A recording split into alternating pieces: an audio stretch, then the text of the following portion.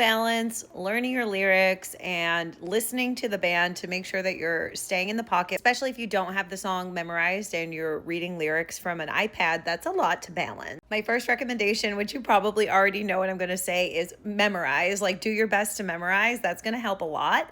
But I also understand that sometimes memorization isn't realistic, especially if we're new to singing with a band or we have to sing a high volume of songs. Like, for example, the professional singing work I do, I'm singing probably like 40 songs per gig. It's a lot. And I have enough experience now that I have 98% of it memorized, and then I just have to memorize the new songs each season. But when you're brand new to this type of work, it can be extremely overwhelming. Memorize as much as you can, and when you do have to read lyrics, you want to get really good at being able to glance down and keep your place so that you're not like buried in your iPad while you're singing. And this is my favorite lyric cheat because I am not excellent with lyrics myself. You have to get the lyrics to the choruses right. You just have to. If there's any super famous parts to the song, you've got to get those lyrics correct as well. Ain't nobody know what's going on in the verses, okay? I make up lyrics to verses all the time, and as long as they rhyme,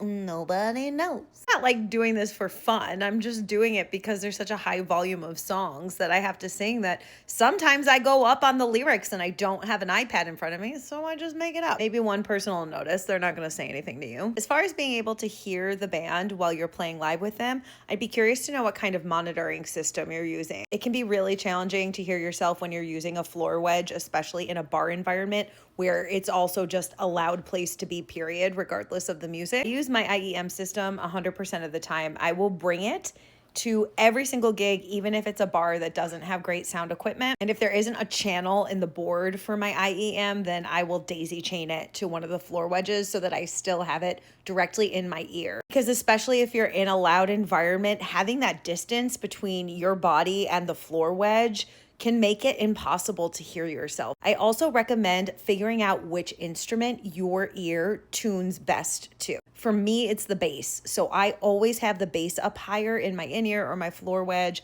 than the other instruments because I really like to latch onto that and lock in with the intonation of the bass. I hope this helps, and I wish you the best of luck on your journey. Let us know how it goes with your band. My name is Tara. I've been a professional singer for 16 years and a music teacher for 11. Love you. Bye.